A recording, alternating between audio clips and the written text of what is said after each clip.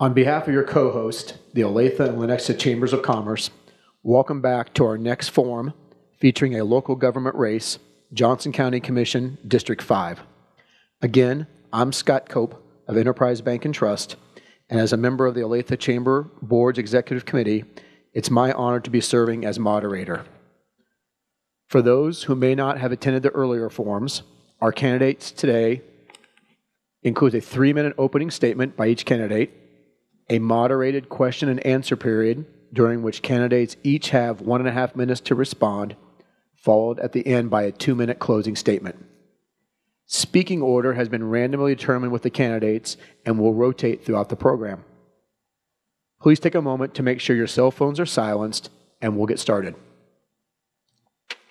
First, I'll introduce the candidates alphabetically for Johnson County Commission District 5, a nonpartisan race. This district includes portions of southeast Lenexa, eastern Olathe, and a sliver of western Overland Park. Michael Ashcraft. Incumbent candidate Commissioner Michael Ashcraft began his first term on the County Commission in 2011. He has a master's degree in public administration from the University of Alabama, and after more than 2 decades working in organizational management and strategic planning, now heads his own management consulting firm serving public and private sector organizations. He is active in a number of civic groups, is a proud grandfather, and lives in Olathe. Candidate LeEtta Felter has a master's degree in business administration, and while her background is in healthcare administration and technology, she and her husband are also entrepreneurs with several successful small businesses. She was elected to serve on the Olathe School Board since 2011, including as board president in 2015.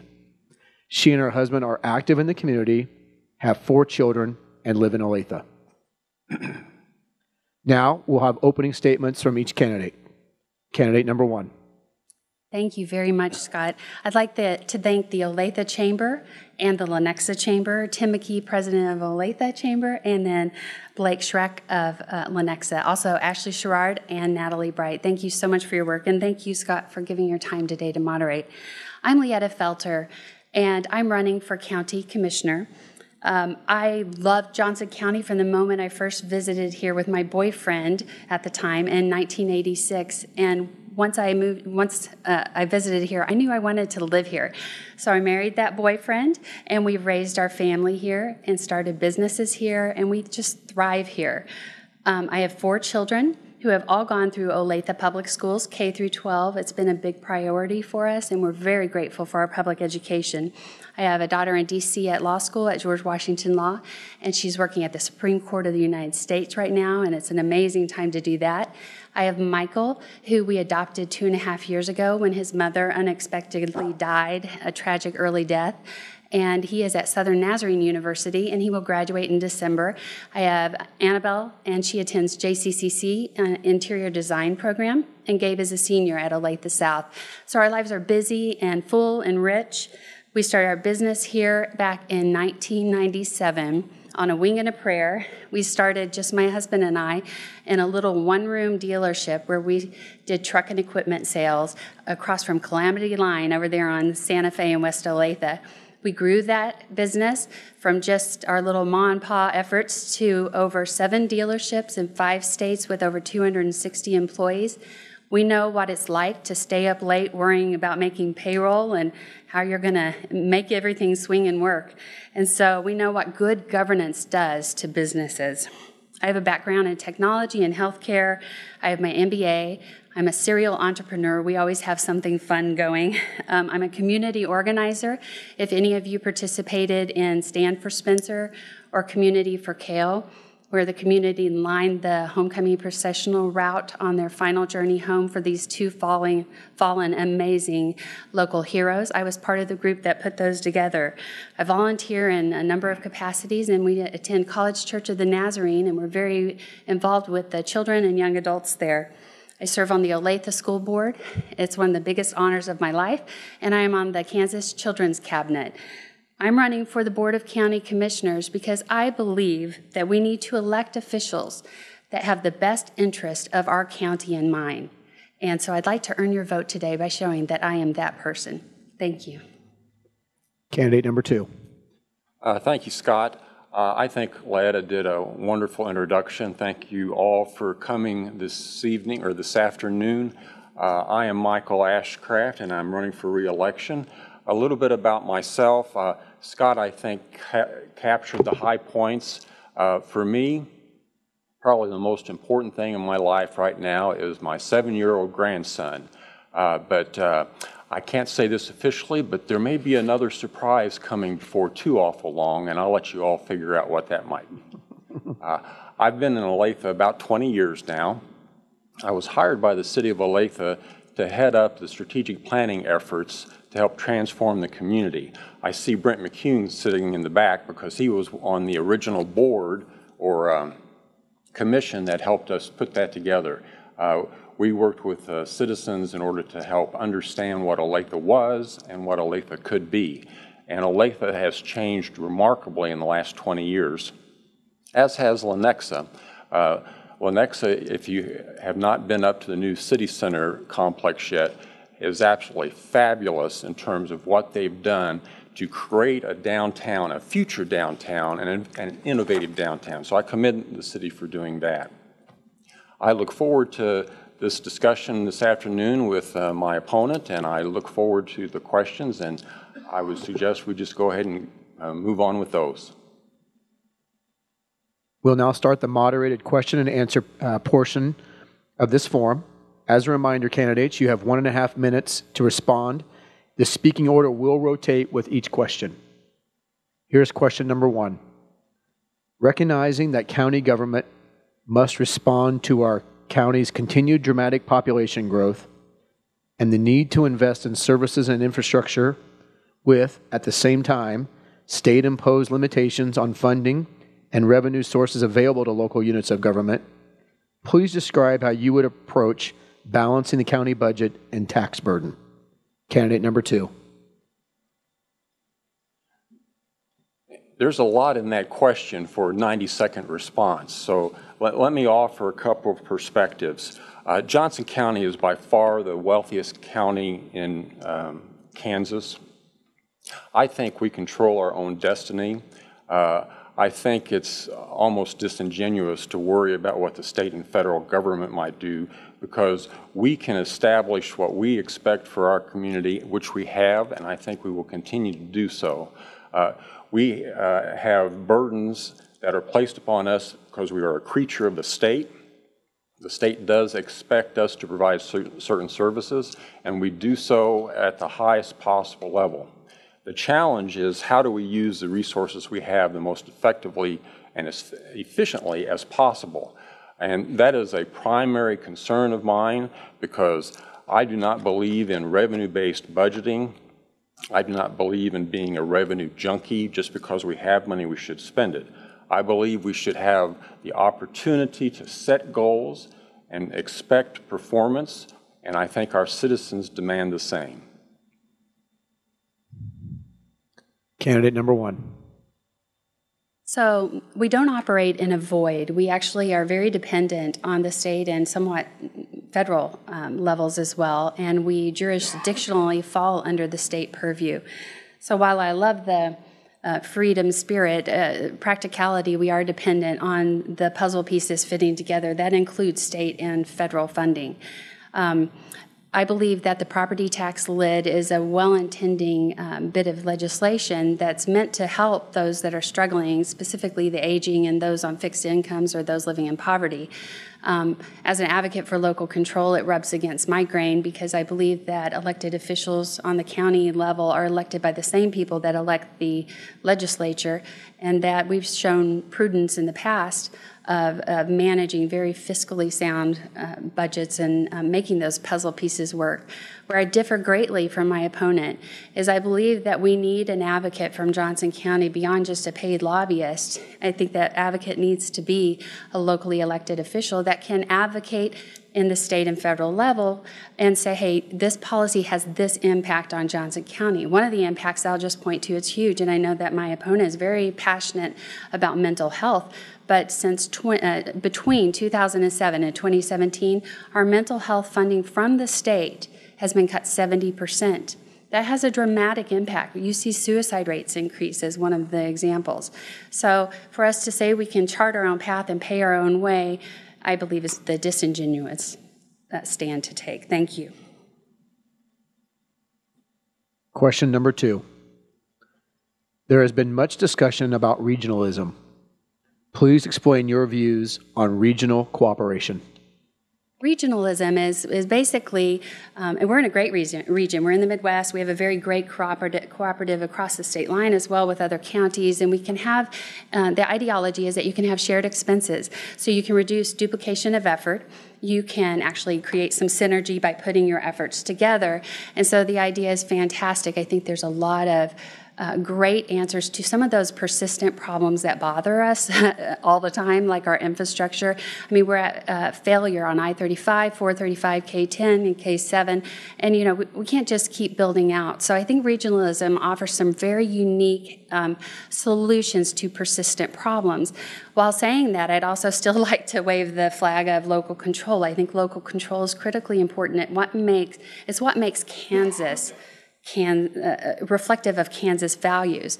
So while I'm very open to regional cooperation and definitely believe that it would be an asset and a great tool in our tool chest, I also am very cognizant of our need to protect local control while availing these opportunities. Thank you. To me, regionalism is somewhat of a misnomer. I will tell you that I do not support the creation of another level of government. And sometimes when people talk about regionalism, they seem to suggest that. I do support, though, working with the private sector, with other governmental entities, including school districts, not-for-profits, in order to provide services needed by the community at large. And Johnson County government provides that role. We even extend our support beyond our county borders itself and have been very supportive of what's called Core 4, the 4 largest governments, to coordinate with them. We've made progress there, and a lot more can be done because as we all know, or what we may not know, is in Johnson County, there's something like 68 local governments. That includes fire districts and school boards and cities and cemetery districts, and the list goes on and on. And to work together, I think the county has a primary role to help work with those organizations to provide the benefits, both cost savings and programmatic benefits that impact our community or can impact our community better. Question number 3. What are your views on the County Assisted Road System program, known as CARS, and other similar county-city partnerships? Candidate number 2. That's a great question. Within the last year, we have developed strategic plans for 2 very core programs. One is CARS, and the other is for watershed management, stormwater management. When I came on the commission, both those efforts had been going along for many years, and I advocated for a strategic plan to be developed for both of those. And last year, the cities working with the counties came together with a new watershed management program. And the difference is, up until then, stormwater had been managed more or less by the political jurisdictions, the cities. And the cities did a good job, but water knows no boundaries. And what I advocated and have been a big supporter of is looking at the watersheds, because sometimes if you put your resources up at the higher levels, oftentimes that's Olathe, then you can save a lot of money downstream, so there is less flooding and less cost. So I'm a big supporter of that. CARS is very similar, but I see I'm about to run out of time, so I'll stop with that. Candidate number 1. Well, I believe our coordinated efforts from our visionary leaders historically have made Johnson County the place that it is. We have a long history of partnerships and collaborations with our many local municipalities and governing agencies here in Johnson County. Have you ever noticed how much Kansas loves government? So because we love government and we have so many counties and so many local city councils and boards, I believe collaboration is critically important. I believe, again, in local control, and I think that the CARS program is an excellent example of an innovative way to meet demanding needs. I would say on the forefront, what we should be watching are kind of the unintended consequences of legislative actions. One would be the Kansas legislature kind of handcuffed cities on annexation ability. And that sounds kind of like the Kansas way of allowing us to kind of chart our own path. But what this does is creates little pockets of unincorporated areas nestled up to our municipalities. So they're receiving all of the benefits of being in the city, but they're not paying what you would if you were annexed. And so I think we have to come up with a really creative solution while honoring the homeowners, landowners, business owners that are in the unincorporated areas of Johnson County. So a great opportunity for us on the horizon is that, for example. Question number 4. Describe your views on the county's responsibility in providing social and mental health services and the increased demands on the county created by limited state funding for those services.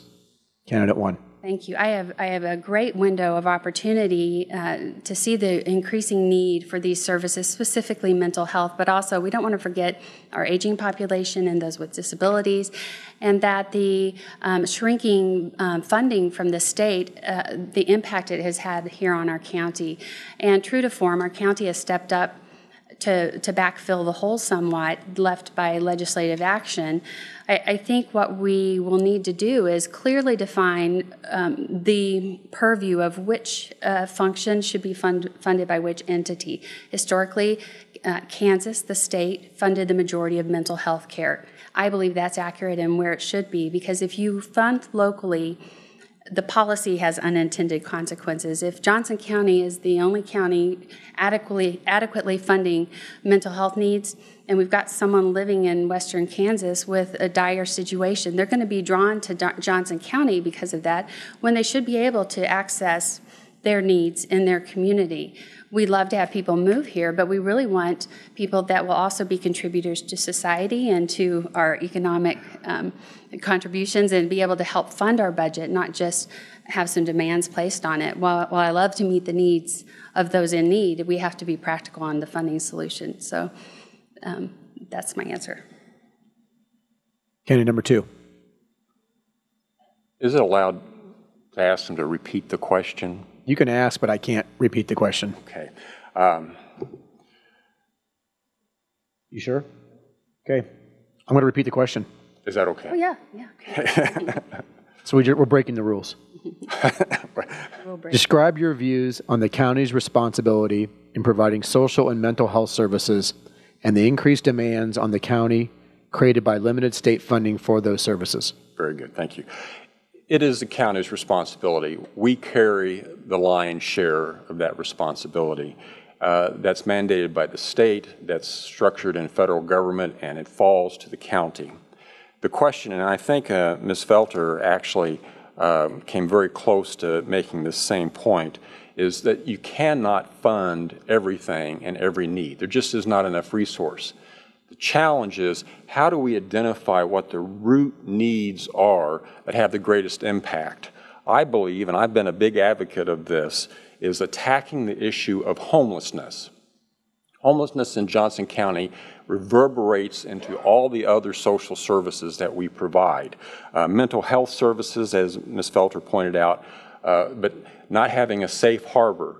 People who have drug dependency needs or prescription needs, having a place that they can be safe, having a place that they can protect themselves from crime and protect others from crime, and also have a home base for employment. Homelessness, if you look at the literature and what other communities are doing, is the key, or at least one of the keys, to dealing with many social service issues, including mental health.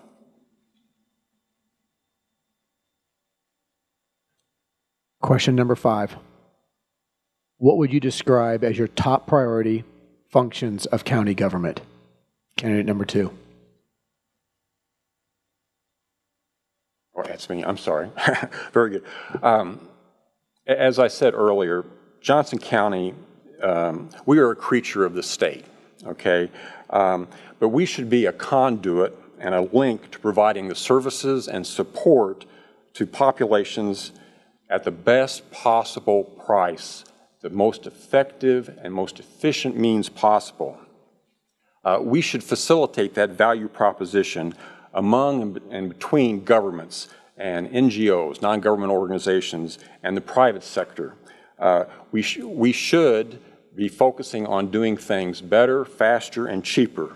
For example, and I mentioned homelessness earlier, I do not believe Johnson County should create homeless shelters, but I think we should work with not-for-profit groups, religious groups, individuals who are concerned about homelessness and help bring to bear the resources of not just Johnson County, the state, but the community at large.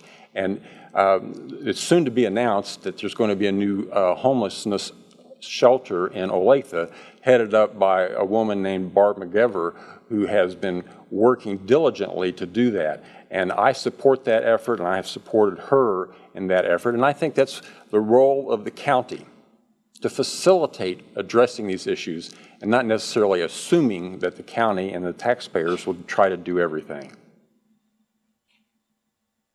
Candidate number 1. Thank you. My top priority for funding in Johnson County is public safety.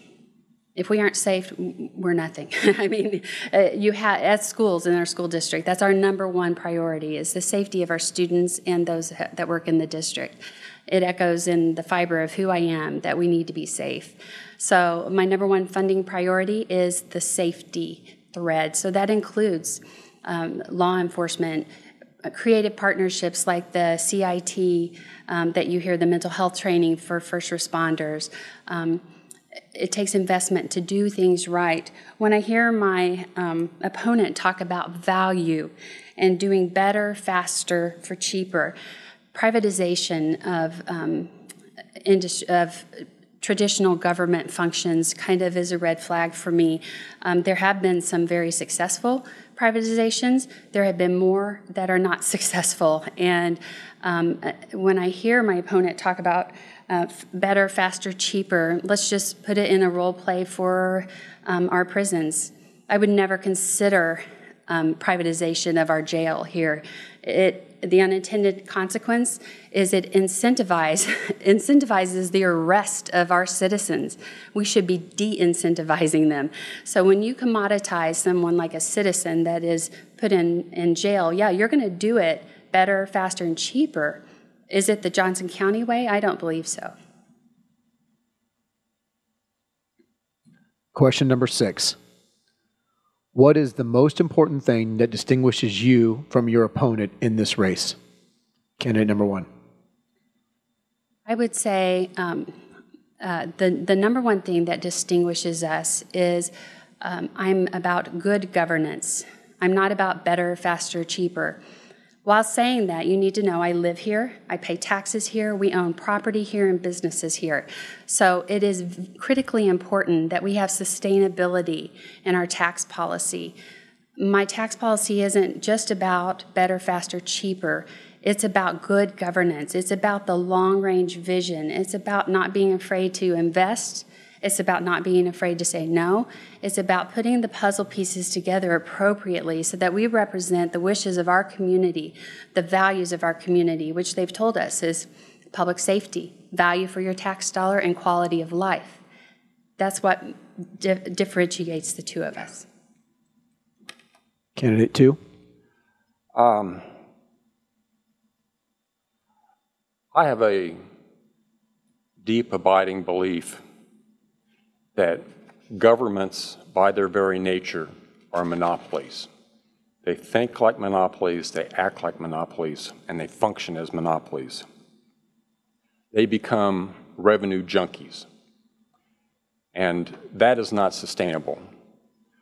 I disagree with my opponent's characterization of my comment about better, cheaper, and faster, because while I too would not want to privatize jails, I would rather see resources put towards mental health to keep people out of the criminal justice system rather than spending anywhere from $139 to $169 a day to keep someone in jail. Many of those individuals, and don't get me wrong, some people need to be in jail, but many of those individuals who are not able to maintain themselves because of a mental health concern can be supported at a community level for as little as $39 a day. So that to me is better and cheaper, and I would say longer term, it's faster, because once someone gets into the criminal justice system, then the chances of us losing them as a productive member of society increases. And that to me is not the way to go. So, thank you. We will now enter the closing statements portion of the forum. Candidates, you will each have 2 minutes to present your closing statements. We will go in reverse order from the opening statement. So candidate 2, you are first. Okay, very good. I'll close by saying thank you. I think we are so fortunate to live in a country, in a nation that allows us to have free and open elections, that allows us to debate these issues, to have forums like this, although I will tell you, I'm a little disappointed that we don't have more people here, but given the hour, that's fine, and I know there will be hopefully many views on the webcam. But we are so blessed, not just in this nation, but particularly in Johnson County. And I want to thank everyone who participates, and I want to thank my opponent for participating in the election process. Whatever happens, you know, we will go forward as a community. It will be a better community because of the discussions we have today and through this campaign and through all the campaigns. And I know there's a lot of energy out there concerning one candidate is good or one candidate is bad, but to me, that's the nature of democracy, and that's the beauty of the country we live in. So thank you for that, and thank you for your time. Candidate 1. Well, thank you again. Thank you for all of you that came today. Thank you, Michael, for participating. When I filed to run against Mr. Ashcraft, I did it with my eyes wide open. I realized this is a difficult race. I mean, let's face it, we have things great in Johnson County. With things so good, why would we want to change anything up? So my opponent has been at the 5th District seat for it'll be 8 years at the end of his term. But let me summarize it like this. Life here in Johnson County is good because the majority of the Board of County Commissioners did not choose to make outlandish votes that were not in the best interest of our county. Johnson County is good in spite of my opponent's votes. He's a great man, but let me just give you some examples of notable votes that I believe were harmful for Johnson County. Commissioner Ashcraft was a no vote on the Enterprise Center of Johnson County that had a 300 times impact on our local economy through a modest investment from the county. It grew jobs, wages came in, taxes are now in Johnson County that would not have been here otherwise. That's 300 time impact, not 300%. Mr. Ashcraft voted no on allowing you as a citizen to vote on the Johnson County Courthouse, choosing to ignore all the facts and studies that provided no reasonable solutions. Then he went out and publicly undermined the county's vote, the county commissioner's vote. He spread misinformation and falsehoods. Mr. Ashcraft voted to fire Hannes Zacharias, a fine county manager who got caught up in partisan politics. Hannes led Johnson County in unprecedented growth and prosperity during the most difficult economic times in our history in recent decades. Ashcraft votes no on every annual budget. That's no on mental health, no on 911 services, no on county health care, no on sheriff and county jail, no on the over 350 services provided by Johnson County government, and no on over 3,800 employees of the county. A person who is unwilling to fund county government has no place as a commissioner. I ask for your vote on November the 6th. Thank you. That concludes our forum for Johnson County Commission District 5. Let's thank our candidates for participating in today's program.